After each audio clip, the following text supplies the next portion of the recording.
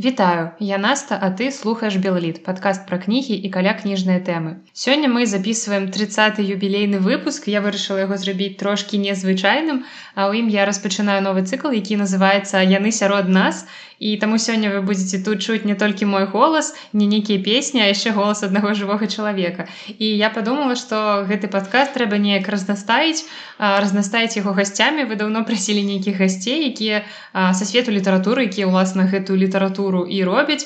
І я хочу расказаць пра тых людзей, якія робяць літаратуру ў Беларусі, і паказаць, што яны не нейкія там зоркі на небе, што яны сярод нас, і іх можна сустрэць побач у метро, у чарзе па шавуху на аўтазе, карацей, дзе заўгодна. І у якасці першага госця я запрасіла Стывена Кінга, але, на жаль, у сувязі з эпідэміялагічнай сітуацыяй Стывен Кінг прыляцець не змог, таму сёння тут са мной чалавек не менш важны, не менш значны для Беларусі, для беларускай літаратуры. Гэта перакладчык Сергей Матырка. Вітаю ўсіх, такі падгуляўшы Стывен Кінг, гуляў і загуляў, завітаў сюды. Гэта Беларусіан Эдішн. А, боже мой. Я хуценька патлумачу, чаму маім першым госцем стаў менавіта Сярожа, бо я яго ведаю даволі даўно, і час ад часу нам даводзіцца камунікаваць, па-за літаратурай, і гэта выдатны суразмоўца для таго, каб пачаць, бо з добра знаёмым чалавекам мне будзе менш страшна, я буду менш хвалявацца, і неяк так пойдзе прасцей гаворка. Выдатна, думаю, то ўсім спадабаецца, Яшчэ у Сярожы прыгожы голас. Вось вы можете ў гэтым упэўніцца, я думаю, што будзе мяне адцяняць маю пісклю. Нічога, спадзяюся, што спадабаецца гэты выпуск усім, і спадзяюся, што гэта будзе вельмі такім удалым і ладным пачаткам для твайго новага цыклу. Так, дзякуй. Я падумала, што нехта са слухачоў зараз такі «Ура! Сярожа Матырка! Нарэшце!» Але я думаю, што ёсць людзі, якія... Да ладно! Так вось, я думаю, што ёсць людзі, якія цябе не ведаюць, і я, вядома, ж асуджаю гэтых людзей, якія цябе не ведаюць, але ўсё ж такі трэба пазнаёміцца з табой. І калі у вас ёсць дзеці, то Сергей Матырка ваш найлепшы сябар. Таму што менавіта Сергей Матырка пераклаў на беларускую мову Эрвіна Мозара, аўстрыйскага пісьменніка, яго кнігу «Неверагодныя гісторыі на дабранач». І таксама зусім нядаўна ў выдавецтве Янушкевіч выйшаў ягоны пераклад кнігі «Крабат» нямецкага пісьменніка Отфріда Пройслера. Таму, Сергей, скажы вось колькі словаў пра сябе, то, што лічыш патрэбным, што людзі пра цябе павінны ведаць абавязкова. Вітаю яшчэ раз усіх. Сергей Матырка мяне завуць. Родам з Беларусі, з Віцебскай вобласці, Ліпельскі раён, вёска Слабодка. У пэўных кругах вельмі вядомая вёска. Я яшчэ проста не сказала Сергею, што гэты выпуск будзе называцца «Жыве Слабодка». Вечна жыве і будзе жыць. Вось. Колькі слоў пра сябе. Вучыўся, нарадзіўся ў Слабодцы, вучыўся ў вёсцы побач Старое Лядна. Потым лёс склаўся так, што я пераехаў. Лёс склаўся так, што хрусці папалам, то я пайшоў вучыцца на нямецкую мову у Полацкі дзяржаўны універсітэт. Кончыў універсітэт, скончыў магістратуру, аспірантуру таксама па нямецкай і швейцарскай літаратуры. Ці абараніў ты кандыдацкую дысертацыю? Я не абараняў кандыдацкую дысертацыю, таму што ў пэўны момант, гэта быў 3-й курс аспірантуры, у мяне прыйшло вельмі вялікае расчараванне у беларускай навуцы. Добрый дзень, гэта падкаст людзей, расчараваных у беларускай сістэме адукацыі. Я акурат хацеў сказаць, што я думаю, што ў цябе таксама такія думкі ўзніклі. Не будзем карацей пра беларускую навуку, альбо добра, альбо нічога. Але потым ужо гэта я адпрацоўваў размеркаванне. Я зразумеў, што я хачу зарабляць на жыццё тым, на што я вучыўся, менавіта нямецкай мовай. Гэта ў асноўным, канешне, пераклады фахübersetzung. Можаш казаць па-нямецку, можа, у нас тут ёсць паліглоты. Гэта спецыялізаваныя пераклады там у сферы будаўніцтва, у сферы медыцыны і іншае. І потым так задумаўся, а ці не паспрабаваць мне перакладаць штосьці з мастацкай літаратуры. Калі я пра гэта задумаўся, я для сябе паставіў такую мэту, што я буду, калі і перакладаць штосьці з мастацкай літаратуры, то я буду перакладаць гэта на беларускую мову. Пахвальна ў нашы часы гэта важна. Ну таму што вельмі шмат цікавых твораў, которые вельмі мне падабаюцца, которые таксама хочацца перакласці, але вось гэтая вялікая плынь рускамоўных перакладаў, руская школа перевода, там вельмі шмат школаў перакладу. Хто мы супраць яе, я маю на увазе, хто вось беларусы, каб сябе паказаць на поле рускага перевода, гэта трэба зрабіць вельмі шмат, я думаю, можа нават і болей, чым, напрыклад, у поле беларускага пераклада. Хаця я ні разу не зменшваю нашу беларушчыну. У нас такія пытанні паўставалі падчас навучання на філфаку. Мы на беларускім аддзяленні крыху пасмейваліся з людзей, якія пайшлі вучыцца на рускую філалогію, бо калі ў іх былі нейкія рамантычныя мары наконт таго, што яны могуць нешта новае ўнесці ў рускую літаратуру, яны разбіваліся, таму што мы ўсё ж такі жывем у Беларусі і нічога новага, наўрад ці нешта новае яны туды прыўнеслі вось рускія нейкія даследаванні. Так, а тут за што не вазьміся, гэта проста непаханае поле. Падабаецца табе Стывен Кінг, бяры перакладай Стывена Кінга, яго яшчэ ніхто не перакладаў, ніхто не выдаваў. Падабаецца табе Рэй Брэдбері, калі ласка, фігач Рэя Брэдбера, калі ён табе вельмі падабаецца. І тут у якую краіну не зірні, у якую нацыянальную літаратуру не зірні, паўсюль, як я казаў, ужо гэта непаханае поле. Таму раздолле такі, вядома, гэта такая і вельмі пазітыўны бок, што табе як перакладчыку можна хапацца за што заўгодна, але тут, канешне, і негатыўная старана таго, што, на жаль, у нас гэтага такога вялікага пласта перакладзенага яго няма. Таму вось я вяртаюся ў пэўны момант, я вырашыў для сябе, што я буду перакладаць мастацкую літаратуру на беларускую мову. На рускай мове, на шчасце, альбо на жаль, не ведаю, што ўжо сказаць, ніякіх мне прапаноў не паступала. Чарговая усмешка лёсу, мне паступіў пераклад, замова перакласці на беларускую мову акурат Эрвіна Мозера і яго неверагодная гісторыя на дабранач. 88 кароткіх гісторый. Гэта было маім пачаткам перакладчыка.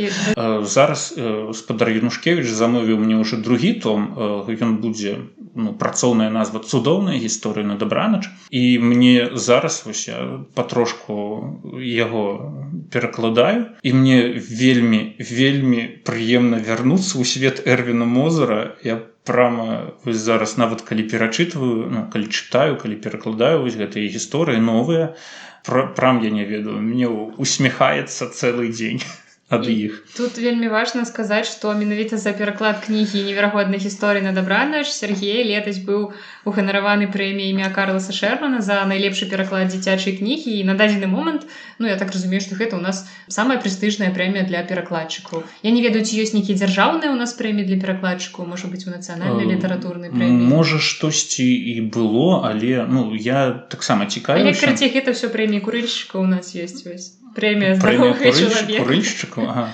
Прэмія здаровага чалавека і прэмія курыльшчыка. Я не чуў, каб каго-небудзь гранавалі прэміяй за лепшы пераклад менавіта з дзяржаўных фундацыяў. На жаль, мне гэтай інфармацыі не вядома. Лічым, што гэта самы топчык, і здаецца, цяпер з гэтым жа перакладам ты намінаваны на прэмію «Дэбют». Ой, там вельмі такая цікавая гісторыя атрымалась.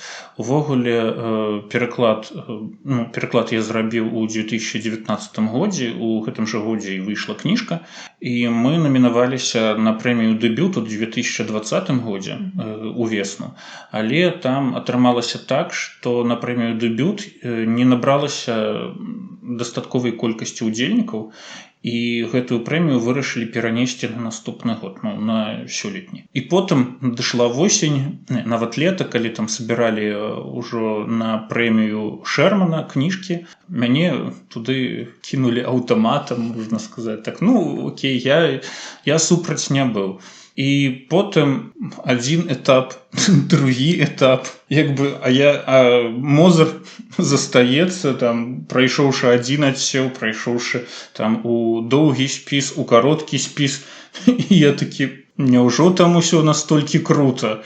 Ну, мае сябры, мае калегі, яны чамусьці нават і не думалі, што можа перамагчы хтосьці іншы. У мяне да апошняга былі вельмі вялікія сумневы. Мы ўсе былі ўпэўненыя, хаця былі ў цябе супернікі, хто там быў? Гаррі Поттер? Гаррі Поттер быў... Пераменлівыя настроі. Вось, это Марыя Пушкіна, вельмі крутая кніжка. Я не ведаю, я чытаў гэтую кніжку, рагатаў як дзіцёнак, і нават вось пэўныя месцы, которые вось вельмі, на мою думку, былі ўдала пададзены ў беларускім тэксце. Я потым у спадаря Янушкевіча ўзяў у рукі уже арыгінальную кніжку, я вышукваў, як гэтыя моманты гучаць па-польску, тому што, ну, мне было вельмі цікава, як гэта вось смачнае смакоцце самае, і што ж там было насамрэч. Ну вось таму кніжка, в прынцыпе, трапіла ў кароткі спіс, тому што там ёсць над чым папрацаваць і лакалізаваць. І таму зараз, ну, разумееш, калі я ўжо узяў Шэрмана, здавалось бы, самая крутая штука ў Беларусі ў сферы перакладаў мастацкіх. Дэбют гэта ўжо такое. І тут мяне на дэбют як бы кніжка, якая удзельнічае ў прэміі дэбют, і якая адначасова разам з тым узяла прэмію Шэрмана. Дарэчы, наклад кнігі ўжо скончаны, вы ўжо не можаце яе купіць, хіба што ў нейкіх белкнігах? Так, на сайце белкніга можна яшчэ выцепіць колькі асобнікаў. Гэта ўсё сведчыць пра папулярнасць кніжкі. Ну і зараз я вось некалькі разоў заходзіў у дзяржаўныя кнігарні тут у Мінску, і ну, я бачыў, што яна зноў з'явілася на паліцах, ну гэта ў іх нейкая свая палітыка, яны, здаецца, там з правінцыйных магазінаў, з правінцыйных кнігарняў проста перавязлі асобнікі, якія не распрадаліся. Ну, мабыць, той крамы, дзе яе запытваюць. Туды, дзе могуць распрадацца. У нас у кнігарні ўжо скончылася. Мяне вельмі цешыць гэта.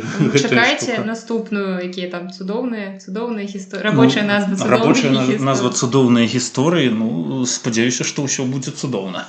І, дарэчы, ёсць пытанне такое, яно звязанае з перакладам якраз неверагодных гісторый на Дабравіш, бо я зацікавілася гэтай кнігай, ну, па многіх прычынах, але была такая гісторыя, я нават не памятаю, хто мне расказаў пра тое, што ў гэтай кнізе ёсць Макс Орш. Я здзівілася, думаю, што які Макс Орш. Я аказалася, што там сапраўды ёсць такі персанаж, якога завуць Макс, прозвішча ў яго Орш, і, як вы маглі б здагадацца, гэта Морш. Гэта такая цудоўная вынаходка перакладчыка, і вось адзін з патронаў маіх сайта patreon.com з нікам Лукас Шоу задаў такое пытанне пра пераклады, увогуле ён задаваў пытанне пра пераклады новых слоў, якія ўваходзяць у мову. Вось, напрыклад, у нас ёсць лайк, ёсць падабайка, як перакладчыкі з гэтым працуюць, і як яны ўвогуле спраўляюцца вось такімі сітуацыямі, калі з'яўляюцца новыя словы. І вось у мяне такое пытанне да цябе, ці ствараў ты нейкія неалагізмы ў сваіх перакладах, калі вось нейкая проста рэалія слова адсутнічала ў беларускай кнізе, і як ты вось упісваеш нейкія замежныя рэаліі ў беларускія кантэксты ў сваіх творах? Ну, я тут мушу казаць менавіта па тых творах, которые я перакладаў: Крабат от Фреда Пройслера і неверагодныя гісторыі Мозера. Асабліва, калі я перакладаў Мозера, там даводзілася прыдумваць штосьці такое, таму што Эрвін Мозер, ён такі гуляка са словамі. Ён можаш там прыдумаць якую мянушку свайму герою, імя якое-небудзь выкруціць, альбо назву прыдуманай краіны можа там скласці з двух словаў, і жыві з гэтым чытач, жыві з гэтым перакладчык, круціся як хочаш. Па тэме Макса Оржа тут трэба трошкі развіць гэтую тэму. Эрвін Мозер — гэта аўстрыйскі, ну, ён нямецкамоўны пісьменнік, родам который з Аўстрыі. І у ягоных кнігах, у гэтых кароткіх гісторыях, вось гэтая аўстрыйскасць, яна прысутнічае, яна вельмі бачная там. І ў пэўны момант, калі працаваў над гэтымі кніжкамі, над гэтымі гісторыямі, я, таксама там параіўшыся са сваёй рэдактаркай Волей Гронскай, мы пастанавілі, што вось гэту аўстрыйскасць мы будзем перадаваць беларускасцю, таму што, камон, калі табе трэба перакладаць жарт, табе гэты жарт трэба, скажам так, адаптаваць. Прынялі рашэнне, што мы будзем адаптаваць рабіць вось гэтыя аўстрыйскія фішкі менавіта беларускімі, таму што гэта такая штука, калі ты перакладаеш жарт, табе гэта і трэба перакладаць жартам. Часцяком трэба проста выдумваць свой жарт, таму што, скажем так, жарт нямецкі ён не будзе зразумелым беларусам. Тут штосьці такое вельмі падобнае, паралелі нейкія там прасочваюцца у гэтым плане, і таму мы вырашылі, вось як кажу, падаваць гэта ўсё беларускасцю, каб усё гэта было зразумела і бачна, каб не даводзілася ні тлумачыць нічога. І таму вось у нас нарадзіўся Макс Орш. Вось там была такая вельмі цікавая перакладчыцкая задача, там быў малюнак маржа, і табе ад маржа проста не трэба было сыходзіць проста нікуды. Вось, трэба было на самом пачатку абмануць людзей, абмануць чытача. Таму мы вырашылі зрабіць Макса Аржа, зрабіць спачатку алюзію на наша вядомага клёвага моднага спевака. Вось, а потым ужо, каб з гэтага спевака нарадзіўся сапраўдны морж з вусамі. Гэта адно. З другога боку, вось як я перакладаў Крабата, там вельмі такая цёмная, вельмі такая змрочная атмасфера, і адначасова з тым яна ты яе ўспрымаеш вельмі па-свойску. І там трэба было таксама гэта ўсё перадаць, і там вельмі трэба было асцярожна абыходзіцца са словамі. Адзін канкрэтны факт. Пройслер пісаў Крабата 10 гадоў, кніжку на 250 сторонак, і таму ён там ужо яе адшліфаваў настолькі, наколькі гэта ўвогуле верагодна. Таму там кожнае слово на сваім месцы, там выверана і ўся атмасфера і настрой гэтага апавядання. І таму там даводзілася таксама штосьці прыдумваць, але там прыдумкі былі іншага роду. Напрыклад, пашчаслівілася нават выдумаць слова, там дзейнічаюць крумкачы, і мне давялося прыдумаць слова выкрумкваць, каб у пэўным моманце, каб там адзін крумкач, каб ён не каркаў, там не гарлапаніў, неведама што рабіў, каб ён проста штосьці такое каротенькае выкрумкаў, і ўсё. І вось такія знаходкі, яны вельмі клёвыя, нават, я іх цаню нават найбольш, чым дзе трэба там рэальна параскінуць мазгамі. А ўжо вяртаючыся да тэмы сучасных слоў, як іх перакладаць у беларускай мове, усё гэта залежыць нават не ад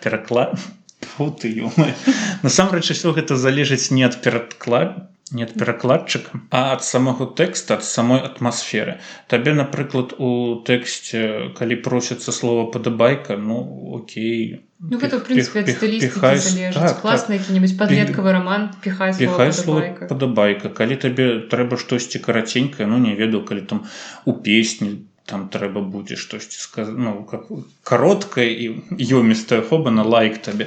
Гэта ж нармальна.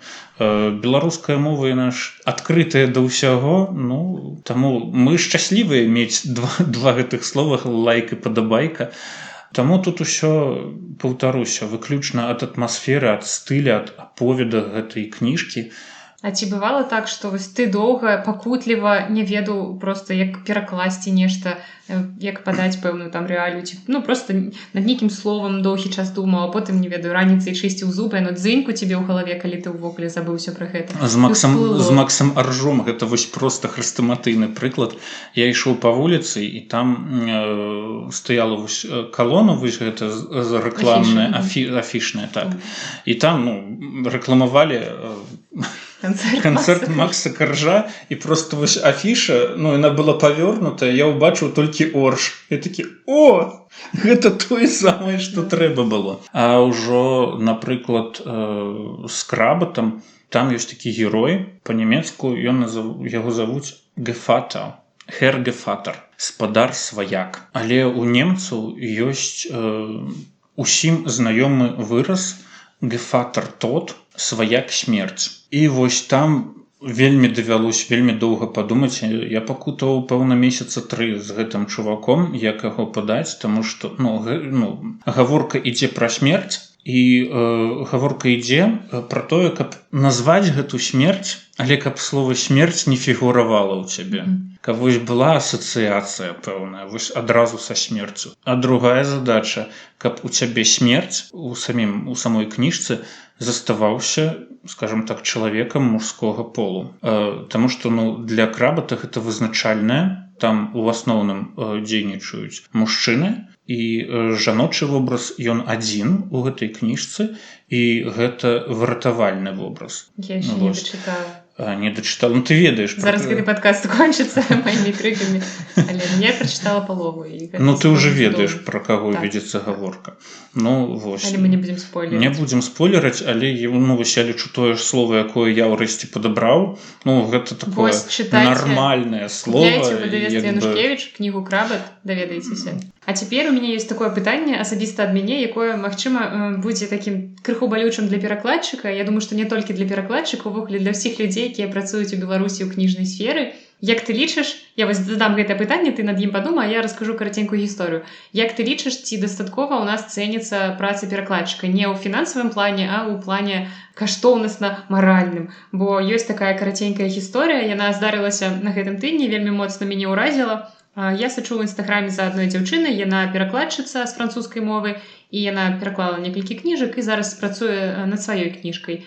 Вырашыла зрабіць сваёй сяброўцы падарунак. У яе сяброўка не валодае французскай мовай, але яна вялікая фанатка Эрнста Юнгера. І была такая французская пісьменніца Банін, якая абагаўляла Юнгера, яна была з ім знаёмая, і яна вырашыла, што трэба пра яго напісаць некалькі кніг. І нават калі яшчэ Юнгер быў жывы, яна прысвяціла яму некалькі кніжак успамінаў, і вось сяброўка гэтай дзяўчыны вельмі хацела прачытаць кнігу успамінаў гэтай Банін. Наташа, гэтая дзяўчына, вырашыла, што я перакладу гэту кнігу, а так, яна не змагла купіць правы, таму што тыя, хто валодае спадчынай, яны адмовіліся чамусьці прадаваць правы, не хочуць гэтага рабіць. Яна пераклала кнігу гэтай Банін з успамінамі пра Юнгера, і выдала яе там 6 асобнікаў. Яна 2 месяцы працавала над перакладам. Гэта был сур'ёзны пераклад кнігі. Яна зрабіла рэдактуру. Яна купіла нават паслугі дызайнера, зрабіў ёй вокладку. Гэта атрымалася паўнавартасная, цудоўная кніга, і гэтае выданне я бачыла, оно выглядала не горш за французскае выданне там. І яна падарыла гэта сваёй сяброўцы, і ўсю гэтую гісторыю са стварэннем гэтай кніжкі яна транслявала ў сторыз у інстаграме. І пасля гэтага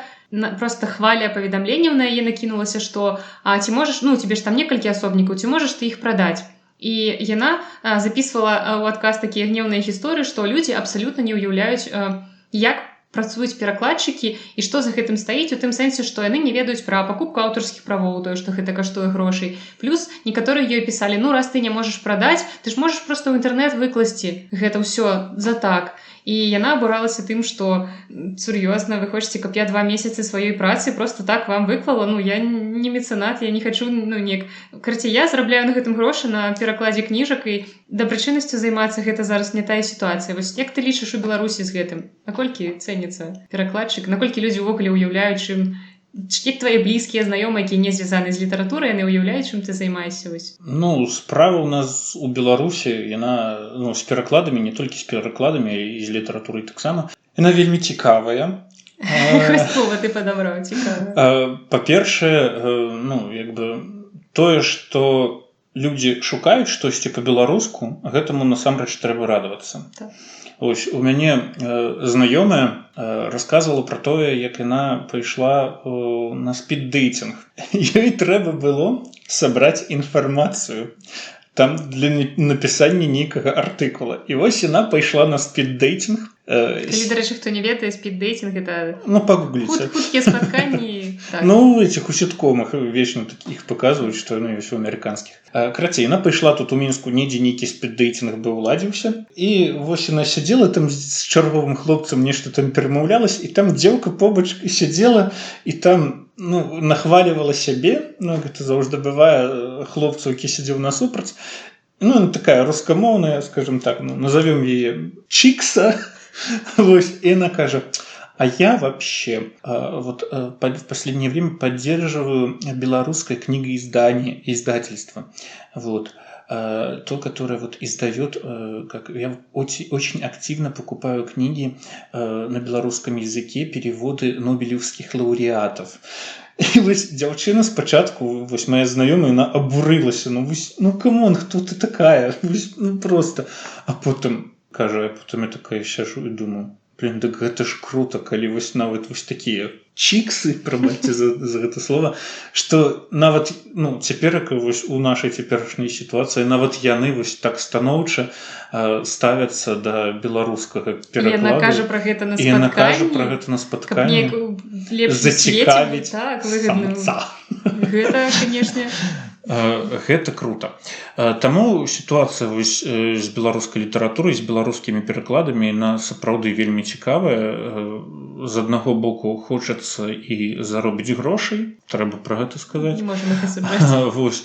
А з другого боку, хочацца, каб пра гэтую кніжку, пра гэтага аўтара гаварылі, каб сапраўды ён быў папулярны нават сярод розных слаёў насельніцтва. Ці выкладаць гэтую кніжку ў інтэрнэт, ці не выкладаць, я лічу, што выкладаць не варта. Кожная праца, яна павінна быць аплочаная. Можа, гэта асабістая справа кожнага перакладчыка, можа быць, яна, нехта хоча, каб гэта было такой дабрачыннасцю. Можа, хто хоча, я не хачу, напрыклад, гэтага. Таму купляйце легальна кніжкі. Кніжкі купляць трэба легальна, альбо электронную версію, альбо папяровую версію. Ні ў кого ж зараз там праблем не ўзнікае там аформіць сабе падпіску на Яндекс.Музыку. Нядаўна я бачыла ў твітары такі жарт, што, здаецца, я стаў такі стары, што мне так лянота шукаць у нейкіх пірацкіх сервісах нейкую інфармацыю, фільмы ці кніжкі, што я стаў плаціць падпіску, афармляць падпіскі, што гэта ўжо старасць. Не, гэта не старасць, гэта нармальная. Не спажываеш пірацкі контент. Гэта нармальная штука. Зараз, калі гэта ўсё стала даступна, адна рэч, калі гэтага недаступна, калі гэтага нельга атрымаць. А другая рэч, калі ты можаш там 2 разы націснуць на мышку, і вось у цябе ўжо аформленая падпіска, колькі там 5 рублёў на месяц каштуюць, ці колькі, гэта насамрэч не тыя грошы для доступу да музыкі. Такая штука з літаратурай, з пісьмовым словам, таксама павінна працаваць, як я лічу. Хочаш пачытаць цікавую гісторыю, правесці час з цікавымі людзьмі, персанажамі, з цікавай вельмі сітуацыі. Плаці. Як плаці? Я лічу, што гэта каштуе грошай. Так. Добра. Што датычыць ужо беларускага перакладу і увогуле постаці перакладчыка ў літаратуры, асабіста я заўжды гляджу на тое, хто перакладаў кніжку. Для мяне гэта, не ведаю, гэта абавязковая штука. Не толькі хто перакладаў кніжку на беларускую мову, я гляджу, хто перакладае, калі руска кагосьці чытаю, я заўжды сачу за тым, хто гэтыя словы як перадаў. Для мяне некаторыя перакладчыкі гэта ўжо як знак якасці.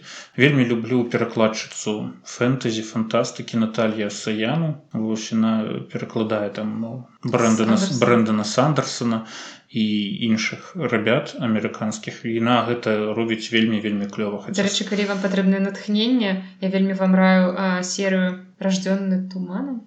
Так, «Рождённый туманом» Містборн, так, Сандерсона, асабліва першая кніжка. Я калі яе чытала яшчэ да падзеяў у Беларусі, то я просто была ў шоку ад таго, наколькі гэта сугучна з нашай сітуацыяй. У арыгінале яна называецца «Апошняя імперыя». Просто, ребята, читай. Калі вы нават не любіце фэнтэзі, яна вельмі лёгка чытаецца. Гэта такая, гэта, я б сказала, не такое сур'ёзнае, змрочнае фэнтэзі. Гэта даволі лёгкая гісторыя з гераіняй. Атмасферка там такая. Вельмі класна прапрацаваны свет, у яго ўсё настолькі прадумана, карацей, вельмі раю. Ты ўсю трылогію дачытала? Так, я прачытала ўсю трылогію. Таксама прачытаў я па-нямецку. Я быў вельмі задаволены. А ўжо з беларускіх перакладчыкаў... Сергей Матырка. Мне вельмі падабаецца, як перакладае Марына Шода. Мне падабаецца менавіта падбор кніг, якія яна робіць, дзіцячыя, падлеткавыя і не толькі. Я не ведаю, тыя кніжкі, якія яна перакладае, яны заўсёды штосьці знаходзіцца ўнутры мяне, што адгукаецца менавіта на гэтыя тэксты. Мне вельмі падабаюцца пераклады Сергея Шупы. Арэхавы палац Міленкі Ергавіч — это самае найлепшае, што са мной здарылася там у апошнія 3 гады. Просто гэта неверагодная штука. Пераклады Кульбака, зробленыя Шупам, гэта нейкая магія слова. Просто ты чытаеш іх, мала таго, што там гэта атмасфера фальклорна-міфалагічная яўрэйская, дык яшчэ і пераклад такі класны. Просто супер. Там сур'ёзныя кніжкі, я спрабаваў іх чытаць у Кульбака у транспарце. Я не змог іх чытаць у транспарце. Я адклаў, таму што там гэта сур'ёзная літаратура, і вось калі ты яе прачытаеш, то ты так, що, ось як Богданович казав, я маю книгу, і ось ти можеш сказати, що я прочитав книгу. Ось, хоча вони такі невеличкі по памірах, невеличкі по об'єму. Але там треба бекграунд великий мати, такі біблійські. Так, відомо. І ось ён, у мене не спрацював тое, що ось був шум з боку, з вулиці, і у іншых кніжках ён мне не замінае, а вось менавіта з кніжкамі Кульбака я не мог успрымаць іх, калі штосьці там з боку гудзіць, людзі гавораць. Гэта трэба там, для мяне гэта трэба там у такой ціхай абстановачцы сядзець пачытаць. Вось. Але ў Шупы для мяне гэта Міленка Ергавіч, Арэхавы палац, паўтаруся яшчэ раз, проста фенаменальная штука. Усім чытаць. Дарэчы, усе спасылкі будуць у апісанні да відэа, калі вас нейкая кніжка зацікавіла ці нешта такое цікавае, пра што мы гаварылі, на ўсё цікавае я пакіну спасылкі ў апісанні. Асабліва я ж паўтаруся, гляджу за тым, хто перакладае кніжку на мову беларускую. Мне падабаецца фішка Логвінава выдавецтва. Яны заўсёды пазначаюць у сябе на вокладках, хто пераклаў гэту кніжку. І гэта так крута, бо я недавно звярнуў увагу на тое, што калі я чытаю нейкую кніжку расійскага выдавецтва, іх калі перакладчык недзе пазначаны, то гэта ўнутры, і вельмі часта перакладчык, ён абсалютна нейкі не мае твару, бо ён пазначаны ініцыяламі, там які-небудзь В.С. Пупкін. І хто такі гэты В.С. Пупкін? Потым нават калі ты хочаш знайсці, што перакладаў яшчэ гэты перакладчык, ты нават імені яго не ведаеш. Вось мне падабаецца таксама, як Янушкевіч робіць. У яго ён спецыяльна выпрацаваў формулёўку там з нямецкай мовы пераклала, там, напрыклад, Вольга Гронская, з нямецкай мовы пераклаў Сергей Матырка. Менавіта каб і гэта ўсё пад назвай здаецца. Так, пад назвай, але не на вокладцы, але там на першай старонцы. Для Янушкевіча было вельмі важным, каб імя і прозвішча перакладчыка ішло у адным шэрагу з аўтарам, і каб гэта стаяла таксама у назоўным склоне.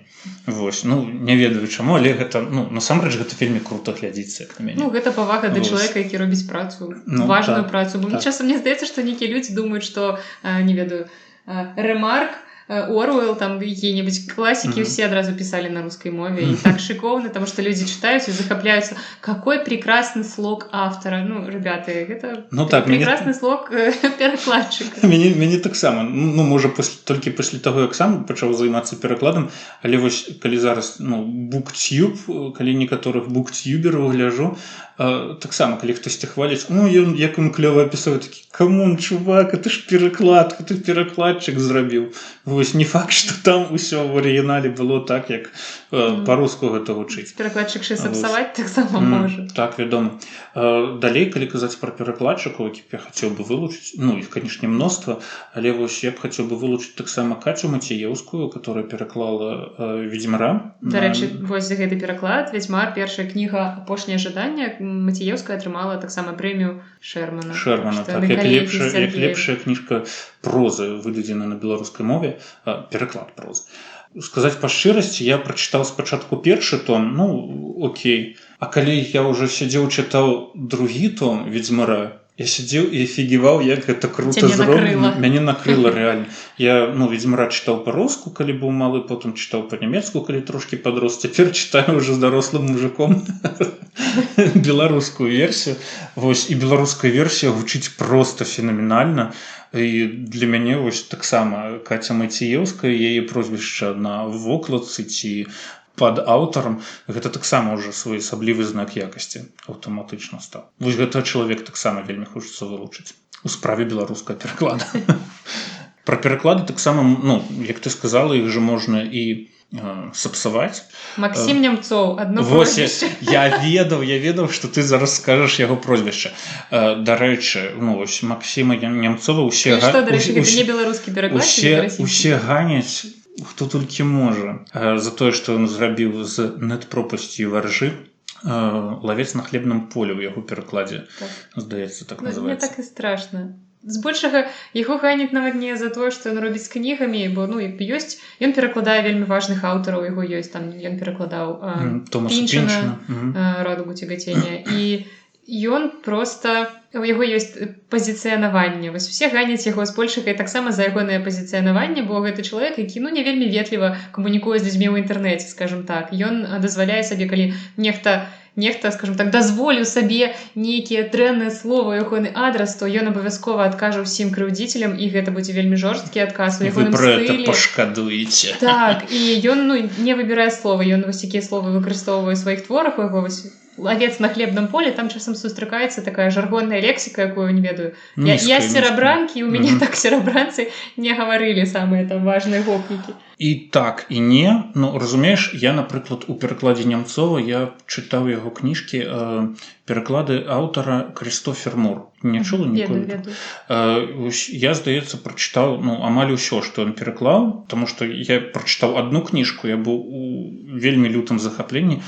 Кніжка называецца «Дурак», і гэта пераказ шекспіраўскага караля Ліра словамі блазна. Вось. І там, вядома, ўся вось гэта вось нізкапробная лексіка. Спатрэбілася. Так. Я, ну, сказаць па шчырасці, я не ведаю, што там у арыгінале, але вось пачытаўшы Нямцова, мне не хочацца ведаць, што там у перакладзе, таму што, ну, гэта крута, гэта смешна, гэта кніжка напісаная на адпачываць, і ён гэта зрабіў. Ну, мне вельмі падабаецца.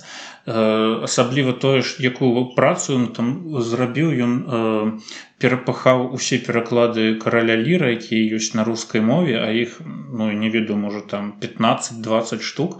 І калі там ідуць нейкія-небудзь перагукванні, якія-небудзь перафразы у самой арыгінальнай кніжкі Мура, яму трэба было знайсці патрэбны адпаведнік, каб ён ну, быў чытаўся, каб ён пазнаваўся менавіта ўжо у нашай, у рускай прасторы, не ў нашай.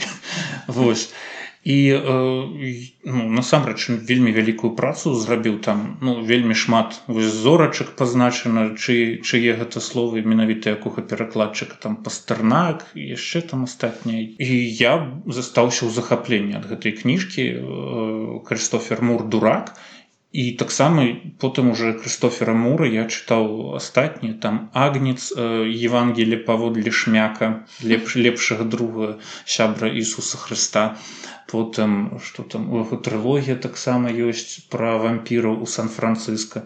Гэта вельмі смешныя кніжкі, проста, я не ведаю, я іх прачытаў, яны ў мяне на паліцы стаяць. І таксама «Дурака» я некалькі разоў я купляў, потым дарыў іх сябрам, потым зноў сабе купляў, здаецца, раза 4 «Дурака» купляў, і каб ён урэшце быў ужо у мяне свой.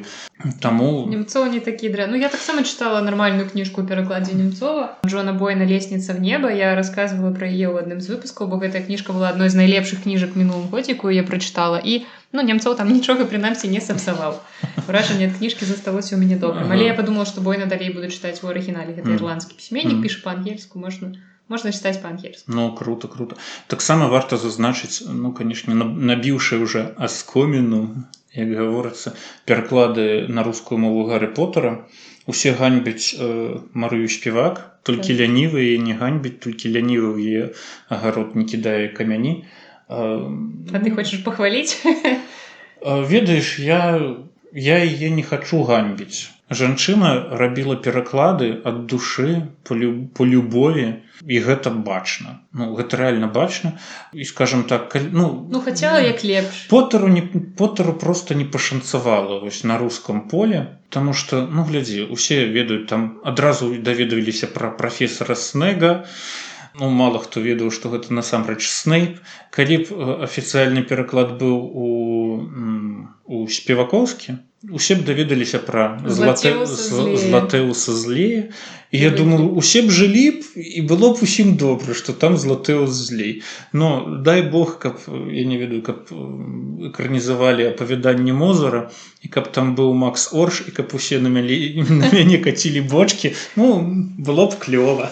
У мяне, напрыклад, дарэчы, калі вось узгадаць пра Гаррі Поттера, у мяне сябар, ён сваёй жонцы чытае ў голас Гаррі Поттера, вось гэта шыкоўнае выданне, там пераклад спевак, але ён чытае і замяняе аўтаматычна ўсе імёны на такія, тэма, калі ведаеш, ну, прафесор Снейп, там вось Огріда ён мяняе на Хагріда, і вось пашло-паехало ўсё такое. Хаця у спевак вельмі шмат цудоўных знаходак у перакладчыцкіх як у імёнах, так і проста у перакладзе, ну, як тэкст ліецца. І паўтаруся, чытаць у голас спевак, ну, я думаю, нашмат прасцей, нашмат цікавей, чым вось гэта ўжо стаўшы, як некаторыя людзі кажуць, который стаў класікай пераклад ад выдавецтва Росман. Хвалі хейту ніхто не звяртае ўвагі. Так, нам, беларусам, не трэба нават на гэта звяртаць увагі, таму што ў нас ёсць вельмі клёвы пераклад ад Алены Петрович, Гаррі Поттер і філасофскі камень, і другая частка таемная зала, і неўзабаве людзі кажуць, што выйдзе і трэцяя частка. Спадзяёмся і верым. Вязень Азкабана, я думаю, там асабліва нічого не прыдумаеш новага. Гэта таксама ўзнікалі пытанні, калі толькі выйшла кніжка «Таемная зала» ў беларускім перакладзе. Людзі пісалі: «Што за зала? Адкуль там узялася гэтая зала? Там же комната, трэба перакласці як пакой». І людзям тлумачылі, што, ну, Чэмбер можа па-рознаму перакладацца, і тое, што вось у такім значэнні яго выкарысталі там рускія перакладчыкі, гэта не значыць, што Пятровіч будзе карыстацца тым жа. А мне і спадабалася тое, што ў беларускім варыянце менавіта таемная зала. Ну, зала гучыць прыгажэй. Яно гучыць прыгажэй, яно бліжэйшае нават да вось гэтага англамоўнага Чэмбер, таму што Чэмбер гэта, ну, такая больш раскошны пакой, чым ён ёсць на самой справе. А другі момант, вы возьміце, успомніце экранізацыю. Зачем там не пакой? Там пакоем і побач не пахло, і пакой і побач не валяўся. Там рэальна такая клёвая зала і цалкам адпавядае таму, што на вокладцы ў беларускім перакладзе стаіць. Ну, і гэта вельмі крута, насамрэч, што ў нас ёсць такая. Ну, Гаррі Поттер і тайны зал, ну, как-то не вельмі гучыць, а таемная зала, ну, крута. Яшчэ одно пытанне ад нашай агульнай калегі, назовем яе так, ад Насты Антимонік. Ці хацеў бы ты пасядзець, выпіць з героямі твораў, якія перакладаў? І калі так, то з якімі? Ого! Так, ну, з Крабатам, которых я перакладаў, з Крабатам я не ведаю. На млыне там это усе. На млыне, прыбухнуць на млыне. Не, з Крабатам, ну, у Крабаце ёсць вельмі клёвы персонаж Андруш, ён такі балагур.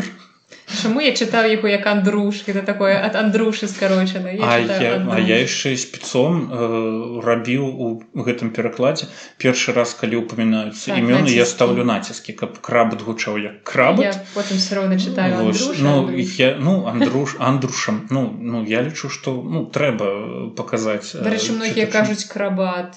Так, я таксама на пачатку казаў Крабат. Я думаў, што гэта кніжка пра цырк. А потым ужо даведаўся, што трэба правільна Крабат. Я слухаў аўдыёверсіі і, Крабат правільна. Гісторыю пра Крабата расказаць, як ён у мяне. Крабат гэта ўвогуле адна з маіх улюбёных гісторый для падлеткаў, для дзяцей. Абставіны знаёмства з творам. Я жыў у Германіі у адной сям'і, і я ў іх чытаў усю дзіцячую бібліятэку, якая ў іх была. Нешта было з Гаррі Поттера, Астрад Лінгрен там было вельмі шмат, Эріх Кэстнер, нямецкі пісьменнік, і таксама там сіняя стаяла кніжка Крабат. Ну, я думаю, ладно, возьму, почитаю. Взял я почитать вечарком. Вось, ну наступны дзень я сеў на веласипед і паехаў у кнігарню, каб купіць сабе свой асобнік крабата. Вось, ну, каб ён у мяне быў, мне вось вельмі настолькі зайшоў, што мне ён трэба быў, каб у мяне была свая кніжка такая. Таму я вельмі абрадаваўся, калі ўсё ж такі Янушкевіч вырашыў выдаваць крабата, і гэта падзея. Для мяне гэта вельмі вялікая падзея. Так, а з кім бы я выпіў? Ну, не ведаю, можа б з якімі-небудзь героямі з Мозера. З Максом Аржом. Там коцікі і мядзведзікі. Гэта як у дзяцінстве дзеці столік, маленькія стулікі такія, дзеці ставяць мядзведзя, ляльку і ладзяць чаяпіцце нейкае. Ну, у лепшым выпадку чаяпіцце. Дзіцячая кніжка. Ну, адсвяткаваць з кім-небудзь там з герояў Мозера, ну, я потым. Мне трэба падумаць над гэтым пытаннем. Але я ведаю. У мяне ўвогуле, трэба сказаць, канешне, пра перакладчыцкую мару пра сваю. Я вельмі хачу перакласці на беларускую мову Гюнтера наша Граса, Блішаны барабаны, і галоўны герой Оскар Мацарат. Ён адбіты на ўсю галаву чувак, но з ім бы я реально піва бы выпіў бы. Просто. Моя любимая кніжка — это акурат Блішаны барабан, конечно. Чакайце ў наступным годзе. У наступным годзе? Не, наўрад ці. А ты плануеш перакласці, ці ўжо ёсць нейкія напрацоўкі? У мяне напрацоўкі ёсць, вядома. Калі табе хочацца штосьці перакласці, ну, у маім выпадку гэта працуе, што я так ці іначай штосьці ды раблю.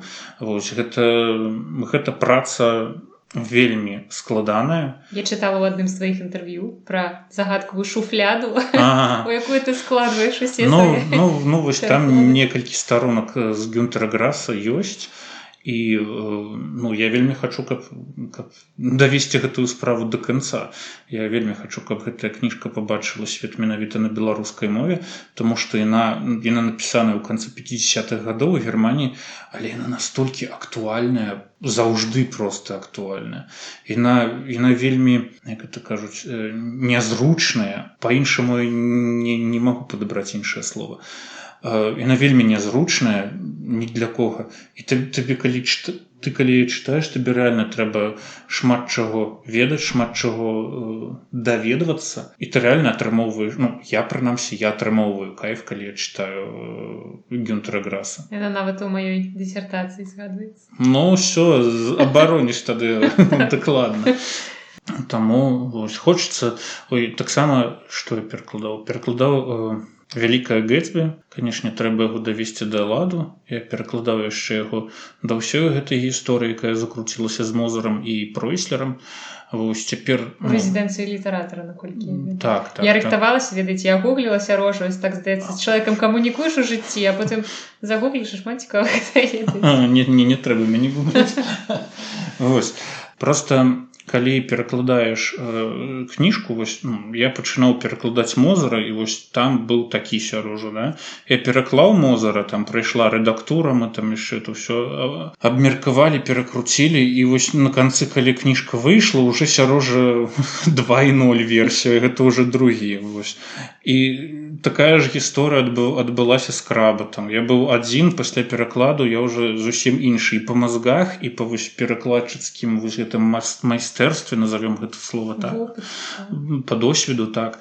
Ну, я ўжо іншы. І гэта рэальна, гэта такое крутое адчуванне, што ты удасканаліваеш сябе як перакладчык, удасканаліваеш сваю беларускую мову, што ты там можаш, а па-беларускі гэта будзе гучаць так, а па-беларуску тут будзе можна упіхнуць такое словца роднае мне, которое ў слабодцы вельмі клёва гаворыць, ці такое слово, которое там, ну, слой безэквівалентнай лексікі, якой проста няма ў рускай мове. Слово «абапал», так? Ну, вось, і ты яго піхнеш, ну, гэта ж прыгожа гучыць. «Абапал», вуліцы, раслі, там ёмістая, так, вядома. Каротка. Вось, і, ну, ты такі, камон, а вось раней я так не мог. Я не пра «абапал» кажу, а там пра іншае слова. Вось, і вось у гэтым рэальна проста перакладчыцкі кайф, перакладчыцкае задавальненне і асалода. Я хацеў проста расказаць трошкі пра сваё месца, дзе я нарадзіўся. і легендарную Слабодку. Ну вось у мяне было пытанне пра Слабодку. Ой, давай я просто раскажу про... Выпуск наш называется сёння «Жыве Слабодка». «Жыве Слабодка». Я хочу, каб ты патлумачыў людзям, што гэта за такі мясцовы нацыяналізм. Может быть, ты той самы лепельскі цмок? Не, ты што, это мой брат. Карацей, у Лепельскім раёне, здаецца, 5 вёсак пад назвай Слабодка і 2 вёскі пад назвай Слабода.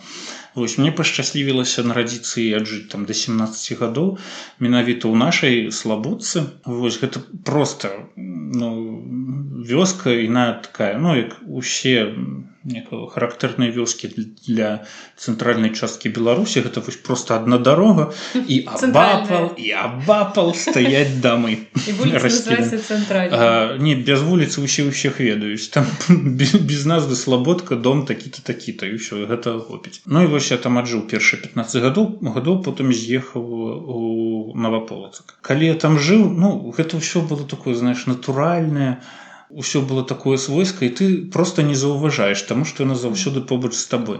А потым ужо, калі вучыўся ва ўніверсітэце і далей, калі прыязджаеш там на канікулы ці на выхадныя да бацькоў, ты пачынаеш заўважаць усе нашы гэтыя побытавыя фішкі, як людзі гавораць, зусім не так, як там, напрыклад, за 60 кіламетраў на поўнач. Не хацелася нешта кшталту Горвата напісаць?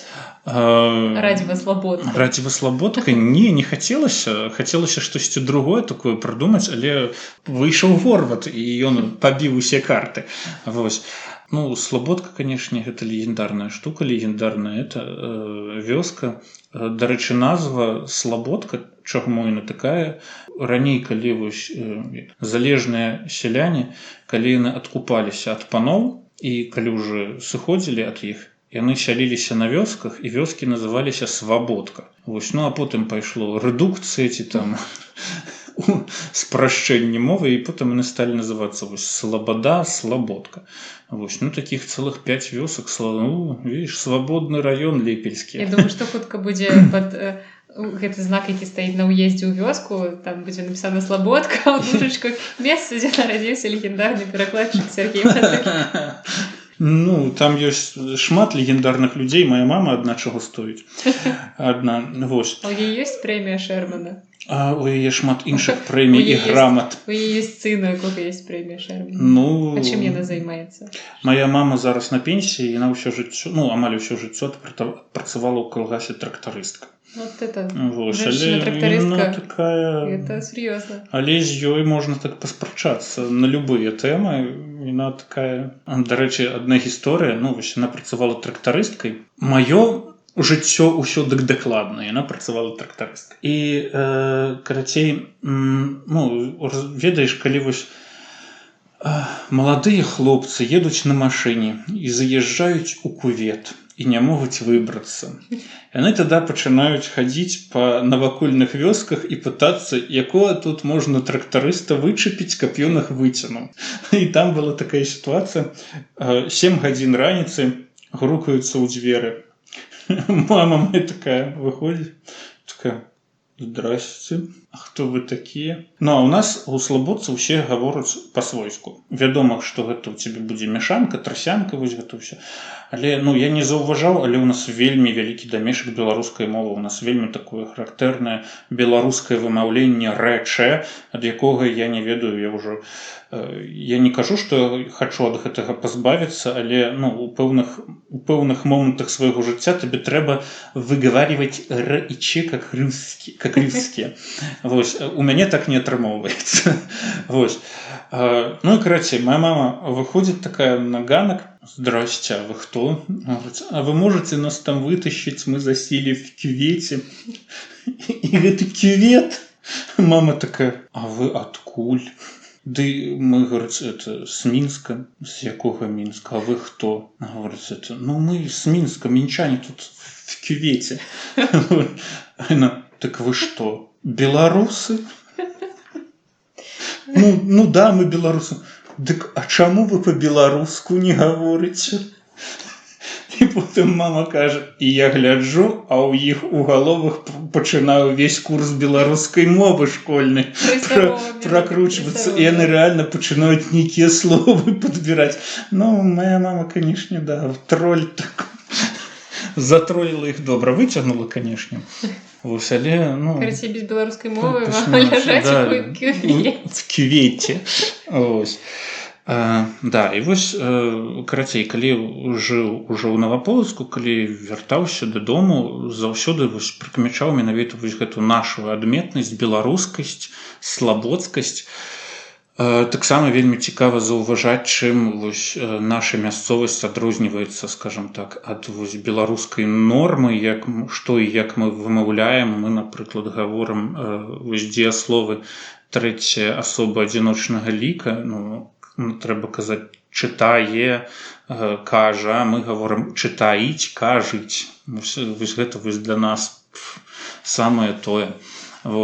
І, ну, канешне, самае простае гэта заўважаць менавіта на лексічным узроўні, таму што, ну, ёсць такія слоўцы, которые, напрыклад, у нас не, ну, толькі ў нас ужываюцца.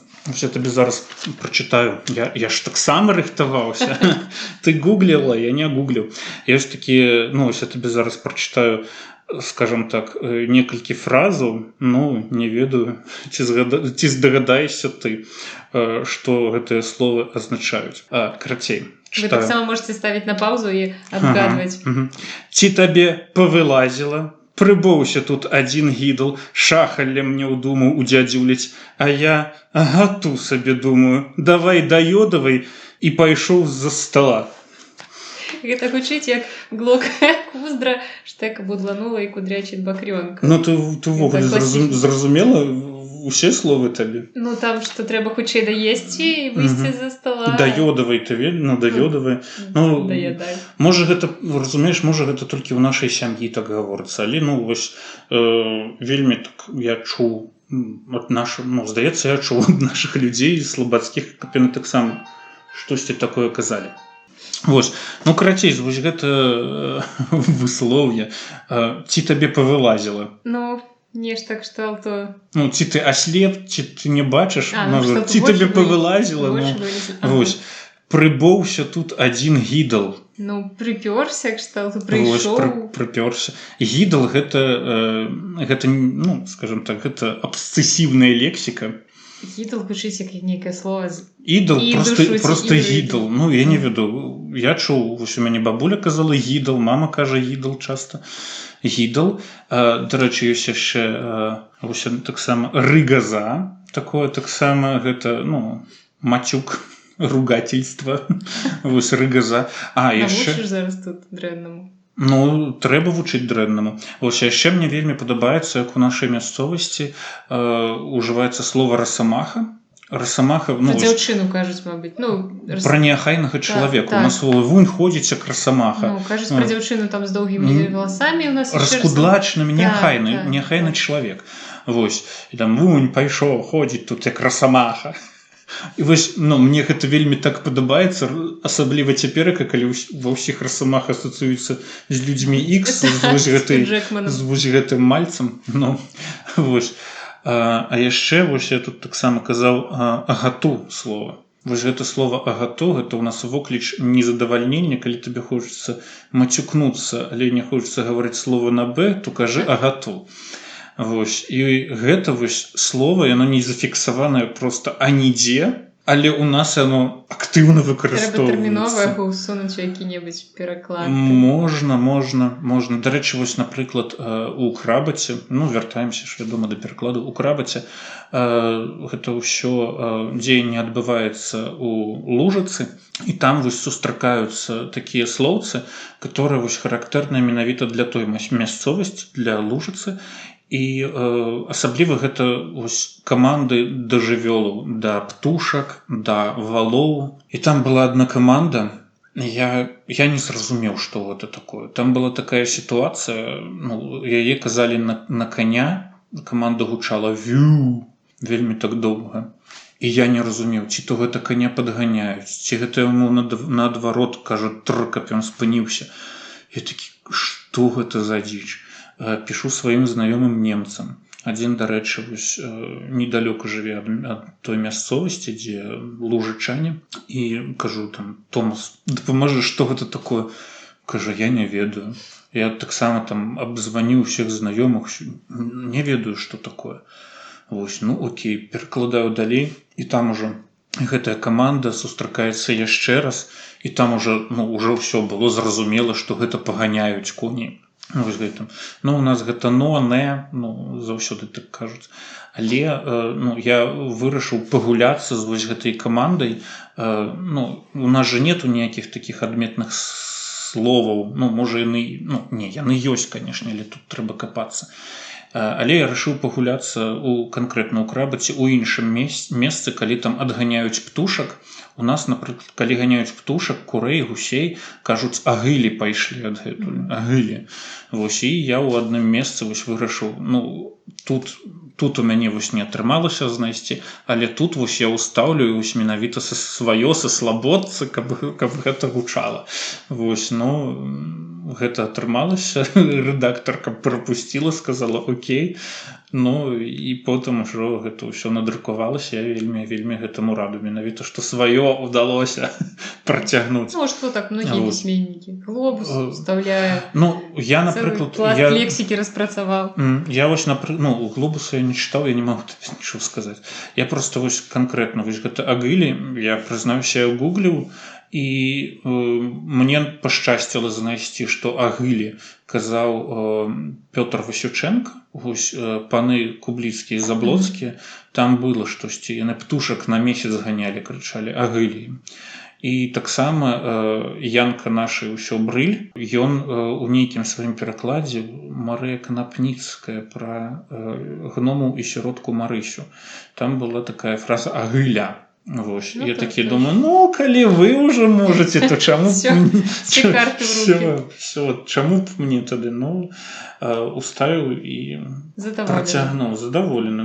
Такія невялічкія перамогі, канешне, яны вельмі цешуць. Таксама ж я перакладаю не толькі кніжкі, ёсць яшчэ, я таксама перакладаў фільмы, а адзін некалькі гадоў таму вырашыла замуціць такі праект.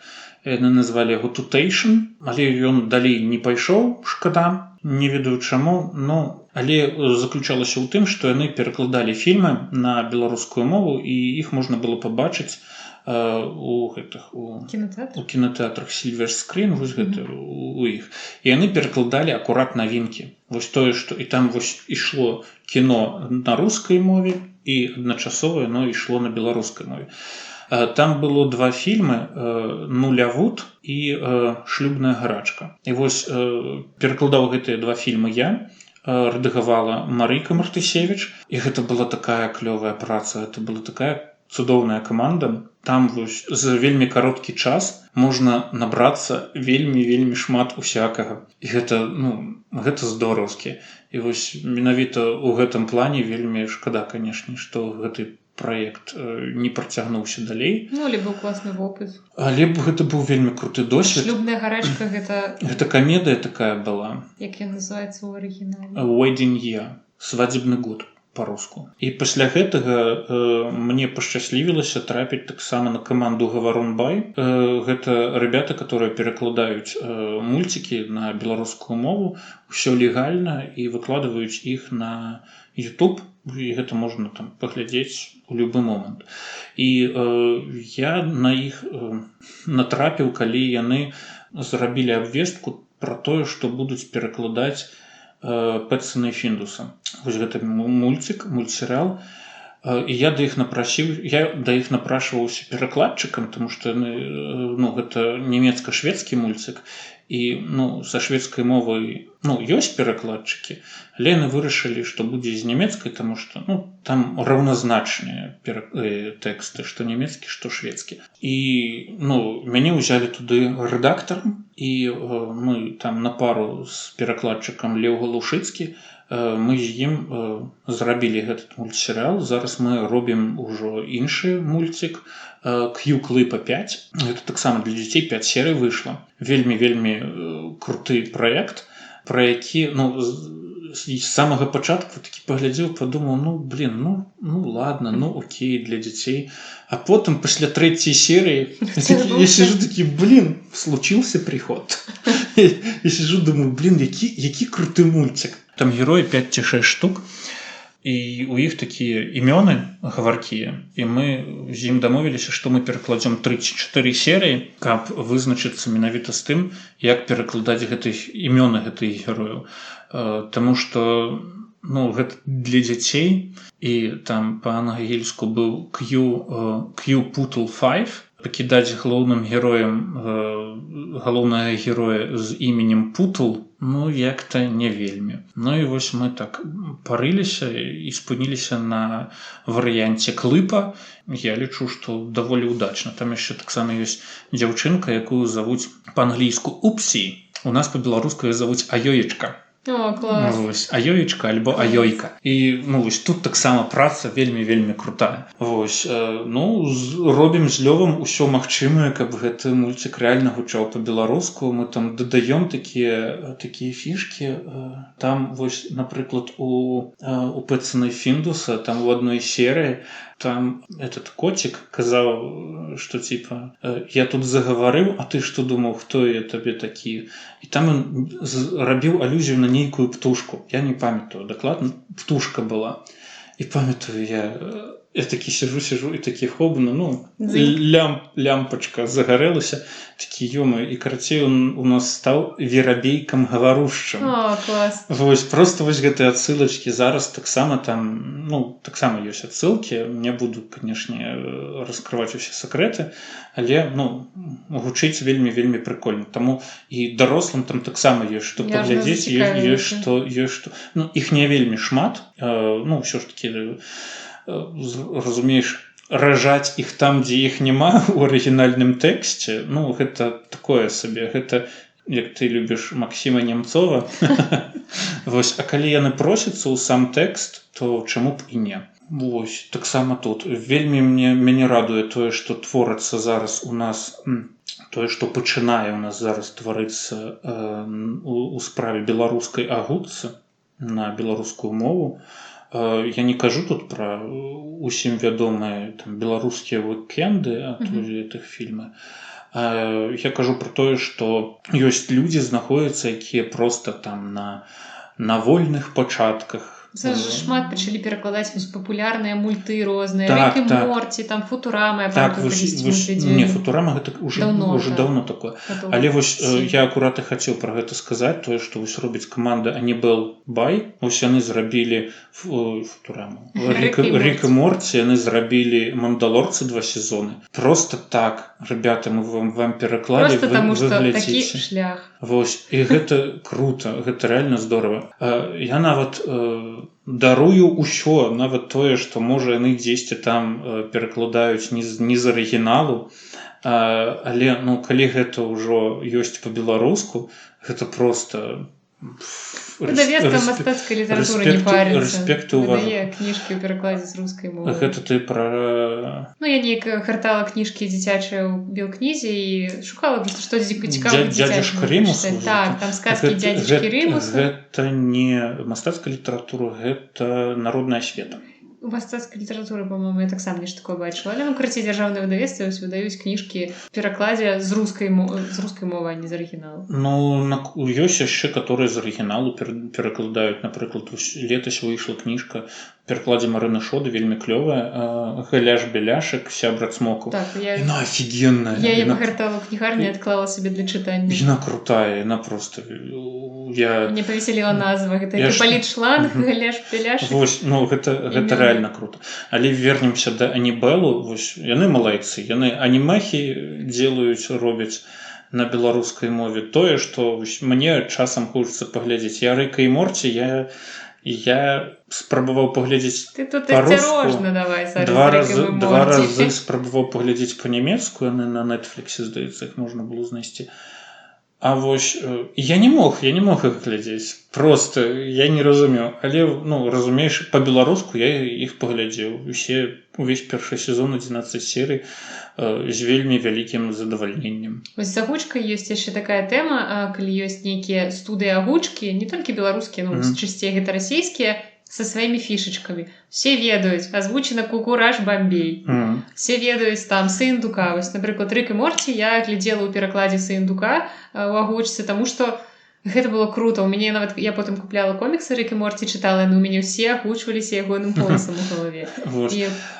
У гэтым плане мне вельмі падабаецца студыя Кубік в кубе. Так, і там, здаецца, Краўцова. Яны з Беларусі? Не з Беларусі. Мне здаецца, вось мужик, который там вось таким голосам. Там есть вось Вольга Краўцова і Русланка Бідуліна, яны былыя муж і жонка, яны вось разам заснавалі гэта, так. Мне здаецца, што хтосьці з іх з Беларусі. Не чула такога, але ну, я ведаю, што яны ў Расіі жывуць у Піцеры. Просто быў такі праект на Ютубе ад брэсцкіх хлопцаў «Ужасны вторнік». Паглядзі, яны вельмі крутыя смешныя ролікі рабілі. Потым яны заглохлі чамусьці.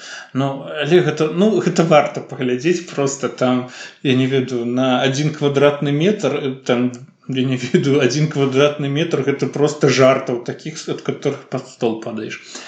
І яны агучвалі менавіта вось гэтым мужиком з Кубіка в кубе. Хлопцы з Брэста, Кубік в кубе. І ў мяне ў галаве штосьці склалася, што вось ён хлопец з Беларусі. У гэтым плане мяне вельмі радуе хлопец па нейму Вожык, нікнейму.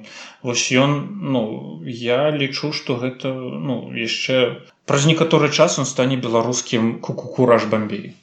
Таму што, ён рэальна крута робіць. На Ютубе можна знайсці Вожык і паглядзець, он агучвае менавіта вось смешныя такія ролікі з гумарам, просто абавязковыя да прагляду. Вось што ён робіць з беларускімі гарадамі, што ён зрабіў з Новаполацкам. Асабіста твоё нейкае задавальненне. У Новаполацак цяпер Вожыку дарога закрытая пасля таго, як ён апусціў там пару чалавек. Просто так. А ты ўсё уяўляеш, як сядзяць зараз якія-небудзь там слухаюць нас, какие-нибудь снобы, такие, боже мой, яны глядзяць фільмы у агучках. Што з гэтымі людзьмі не так?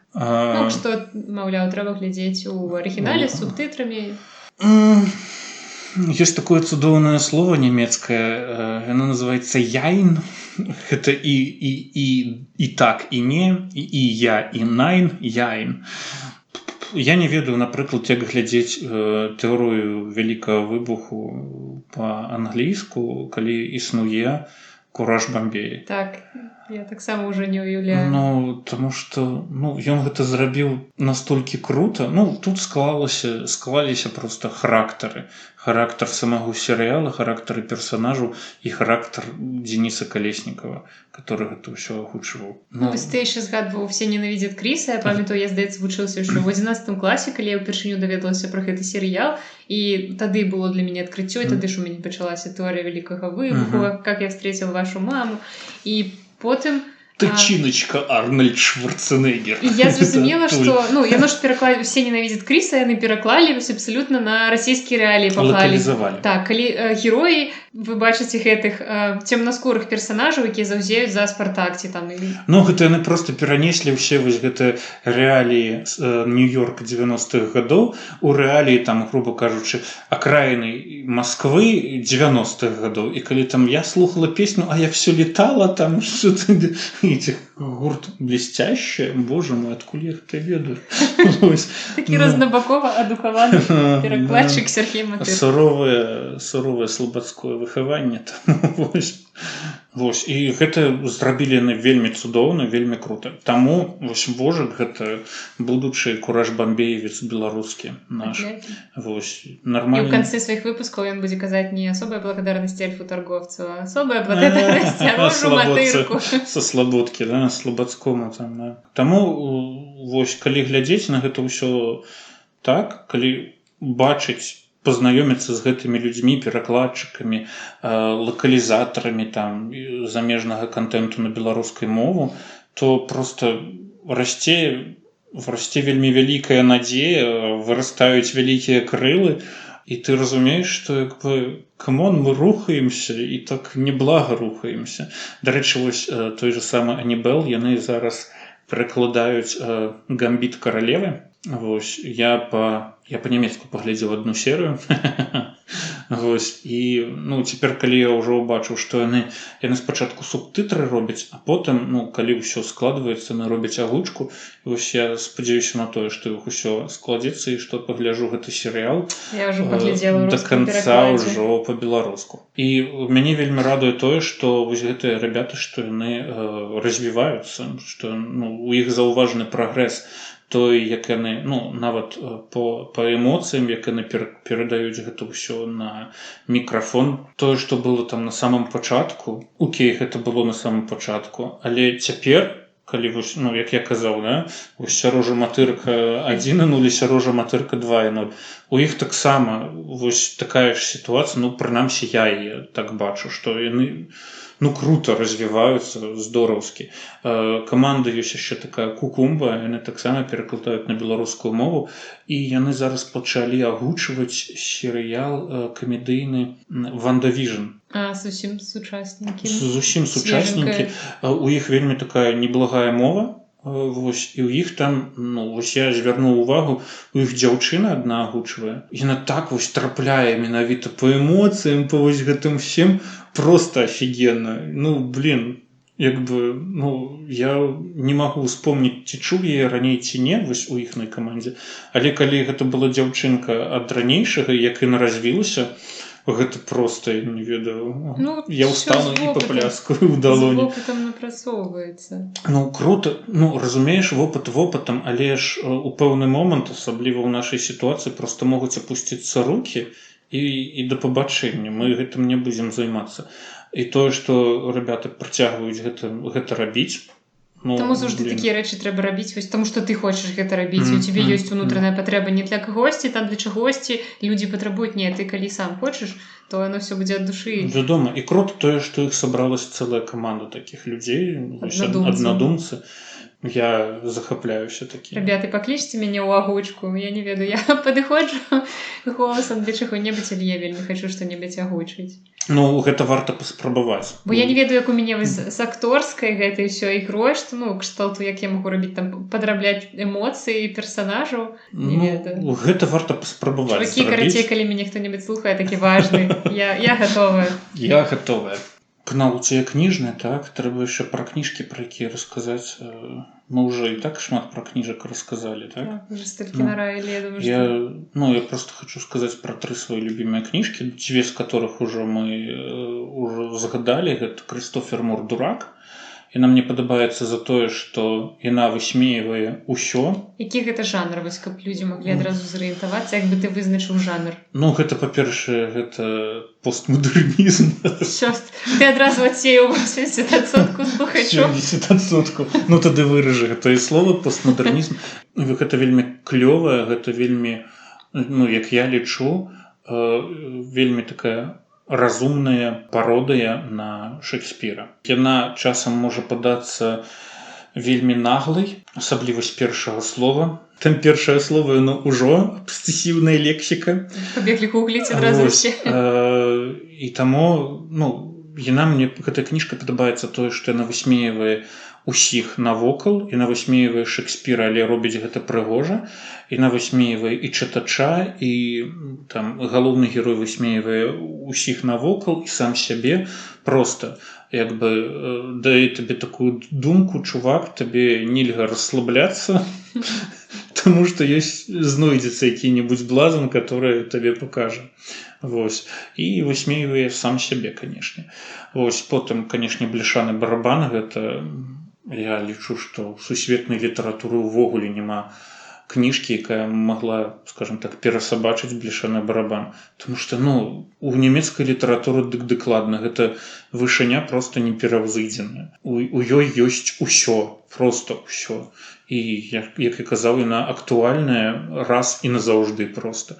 І трэцяя кніжка, гэта Рэй Брэдбері «Віно з дзьмухаўцоў». Гэтая кніга, шмат хто яе не любіць. Ты, пэўна, не любіш. Я такі люблю, я фанат Брэдбері.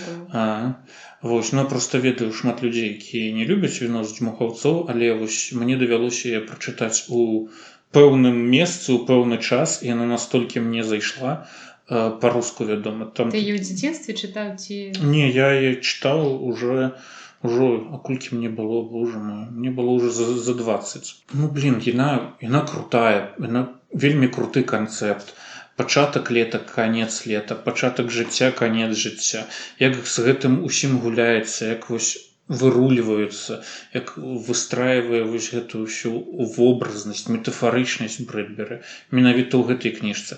Я чытаў яшчэ шмат ягоных кніжак, зборнікаў расказаў, апавяданняў. Нідзе ён так сябе не паказаў, як менавіта ў «Віне з дзьмухаўцаў». Але трэба сказаць, тут пэўна вялікая заслуга перакладчыкаў. Але, напрыклад, у Германіі «Віно з дзьмухаўцоў» выхадзіла толькі 2 разы, наколькі мне вядома. Ну, можа, там трошкі больш. І ўсё, яно такой папулярнасці не здабыла, як у нас на савецкай прасторы. І я разумею, чаму. У мяне яна ёсць па-нямецку, знайшоў, гэта толькі ў букіністаў цяперака можна ў немцаў знайсці.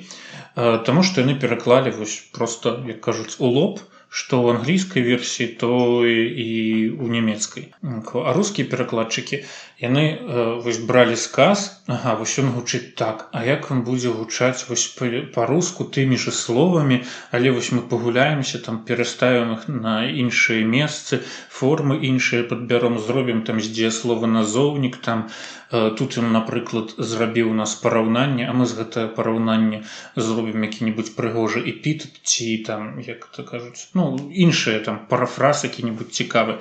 І вось рускія перакладчыкі менавіта так зрабілі з усёй кніжкай, і яна вельмі прыгожа чытаецца там. А ў іншых краінах у нас яна адна з самых папулярных кніг увогуле, выходзіць там усю Расію на розных іхных сайтах, у топы там найлепшых твораў. Але добрая тая кніжка, пра якую гавораць, добра ці дрэнна, калі яна мае нейкі рэзананс ці нейкія эмоцыі выклікае, гэта добрая кніжка, яна нешта зачапіла ў табе. Вось. І яшчэ зараз успомню таксама яшчэ пра адну кніжку, нават не пра кніжку, а пра аўтара. Тут лёс склаўся так, што я да гэтага аўтара вярнуўся. Гэта Міхаэль Энде, нямецкі пісьменнік. І я зараз адначасова чытаю яго 2 кніжкі. Одна кніжка «Джим Кнопф und Lukas der Lokomotivführer», «Гузік Джим» і «Лукас Машиніст». Я не ведаю, як оно гучыць у рускім перакладзе. Просто аўтар, я не ведаю, просто шикардосны. Яго фантазія б'е цераз край, і гэта ўсё адлюстроўваецца ў яго тэкстах. Яны такія па-дзіцячы разумныя. Усё, што не прыдумае, усё у гэтай кніжцы, і оно так смотрыцца, глядзіцца настолькі лагічна і настолькі на месцы, што просто дзіву даешся, калі гэта чытаеш. І потым, у нас ёсць з сябрамі свой кніжны клуб імя Ганны Чарнушкі. Нашумелы кніжны клуб, канешне. І вось мы заўсёды кніжкі выбіраем. Спачатку выбіраю я, нас 3 чалавекі, але кніжкі выбіраю я і яшчэ адна дзяўчына, і мы заўсёды па чарзе выбіраем. І вось апошнім разам дзяўчынка кажа: я хачу увогуле тут пачытаць дзіцячую літаратуру. Я адразу заусміхаўся, таму што я люблю дзіцячую літаратуру, вядома ж. А вось яна такі: такой пісатель Міхаэль Энде. І я такі: што? А я акурат чытаў Джима. Такі: што? І яна такая: история, конца которой нет, бесконцая гісторыя. Гэта самая вядомая кніжка. Адзіная, напрыклад, такую я ведаю. А ў мне акурат, я сабе купіў немецкамоўнае выданне, вялікае, ілюстраванае. Я такі абарачваюсь, і ў камеру. Мы просто па скайпу гэта ўсё ведзем, і ў камеру показываю. І такая: откуда у тебя она? Ты экстрасенс? Просто вообще, я был вне себя от радости. У вас просто літаратурныя хвалі сышліся. Пэўна так і здарылася. І вось я чытаў 10 гадоў назад бясконцую гісторыю, зараз я вярнуўся. Гэта просто песня. Мы хочам пераклады на беларускую мову. Калісьці гадоў, колькі, можа, 10 таму, 9. Ёсць у нас Сярожа агульная знаёмая Ната, якая зараз нас, магчыма, слухае. Дакладна слухае, і яна пачала перакладаць. Пераклала, здаецца, некалькі раздзелаў. Там уже главы, яна выкладвала іх у ЖЖ. Трэба усе, каб паставілі лайк, усе, у каго быў ЖЖ. Калі вы таксама гэтае страчанае пакаленне, вось, калі вы сумуеце па журнале? Я хочу нават сказаць болей. Ёсць такі перакладчык Францішак Корзун, ведаеш яго, не? Ён перакладаў лісты круцяля Клайва Льюіса на беларускую мову, і у яго перакладзеная бясконца гісторыя на беларускую мову. Там... Таварышы выдаўцы, калі вы нас слухаеце. Уся праблема з выдаўцамі, потому што трэба там выкупаць правы. Андрей Миколаевич, калі вы нас слухаеце. І мы ўжо падыходзім да завяршэння, і мне хацелася б у канцы, каб вось Сергей, як можна ўжо сказаць, што ты такі сур'ёзны, дасведчаны перакладчык. Каб ты даў нейкую параду, магчыма, вось людзі, якія вучацца ў лінгвістычным універсітэце, там ці дзе-небудзь у якой-небудзь такой навучальнай установе, або проста вучаць мову для сябе і хочуць перакладаць. Такія памылкі пачаткоўцы, якія ты, можа быць, памятаеш, што ты рабіў у перакладах, і каб людзі вось неяк пазбягалі гэтага. Ну, па-першае, я не скажу, што я дасведчаны перакладчык, гэта першае.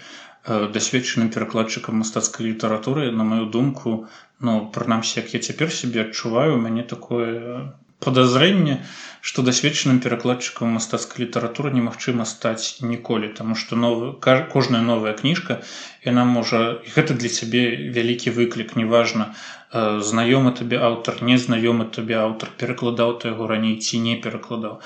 Таму што ўсе аўтары, яны таксама людзі, яны развіваюцца, сёння яны адны, заўтра яны зусім іншыя, і аўтары яны не хочуць быць падобныя да сябе учорашняга. І таму аўтар удасканальваецца, і табе, як перакладчыку, таксама трэба удасканальвацца.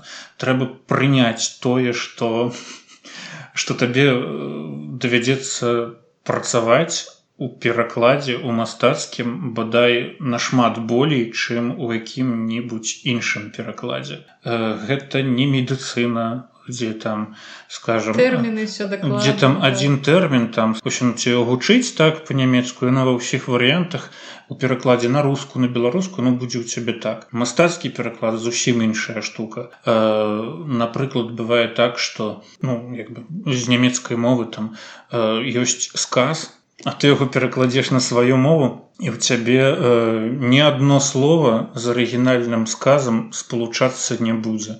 У цябе словы будуць зусім іншыя, таму што табе трэба было перадаць пэўную эмоцыю. І гэта ўсё нараджаецца не з першага разу, гэта ўсё прыходзіць пасля вось такога часам пакутлівага пошуку, але гэта прыносіць найбольшую асалоду, нават болей ад таго, што ты атрымаеш ад перакладу там медыцыны, нават калі гэта ў грашовым плане. Тут ўсё адно, як бы, для сябе менавіта эмацыйна, разумова ты атрымаеш нашмат болей. Таму, вяртаючыся да таго, чаго пажадаць перакладчыкам, не баяцца чагосьці не ведаць. Вось, мне здаецца, вось з тваёй гэтай палымянай прамовы я вынесла такую думку, што перакладчык таксама не мусіць ведаць усё. Добры той чалавек... Зараз клёвы ёсць Google, вось. Тут самае асноўнае гэта, канешне, ребяты, вучыце мову, таму што Google перакладчык гэта клёвы інструмент, але тут ён не працуе. Тут трэба вучыць мову вельмі так дасканала, каб адчуваць... камунікаваць з носьбітамі. Каб адчуваць, што сказаў герой, ён можа сказаць адно, а мець на ўвазе зусім іншае. І вось гэта трэба чуць проста. Таму вось галоўная, канешне, мова беларуская таксама, альбо мова, на якую ты перакладаеш. Ну, як сказаў Андрей Хаданович калісьці, пераклад мастацкай літаратуры – гэта пераклад з той мовы, якую ты трошкі ведаеш, на тую мову, якую ты не ведаеш увогуле. Таму тут, канешне, трэба мець, як немцы кажуць, шмат мяса на пятай кропцы, каб уседзець за работай перакладчыка. Трэба мець цярпенне, гугліць літаральна кожнае слова, правяраць па слоўніках, па ўсіх вось гэтых словазлучэннях, з якімі словамі ён спалучаецца, з якімі не спалучаецца. Гэта таксама важна. І цярпенне. Таксама хочацца пажадаць, каб у нас было паболей незалежных выдаўцоў, каб нават дзяржаўныя выдавецтвы, каб яны вылезлі з той ямы, у якой яны, на маю думку, зараз знаходзяцца, таму што ў нас дзяржаўныя выдавецтвы выдаюць такую мізэрную колькасць перакладаў, што я не ведаю, ужо вочы высахлі, плакаўшы ад гэтага ўсяго. Хаця, асноўнае, што чалавек чытае, прынамсі ў Беларусі, гэта ўсё не беларуская літаратура. Вось, і калі гэтыя творы, якія ён чытае, там, англійскай літаратуры, там, нямецкай, польскай, фінскай, любой, калі яны будуць гучаць па-беларуску, калі чалавек будзе выбіраць гэтыя кніжкі, каб чытаць па-беларуску, гэта будзе рэальна крута. Смеласці вам паболей, так, намячайце сабе вельмі высокія мэты, бо калі высокія мэты намечаныя, то тады ўжо будзе лёгка дасягнуць больш прасцейшых мэтаў.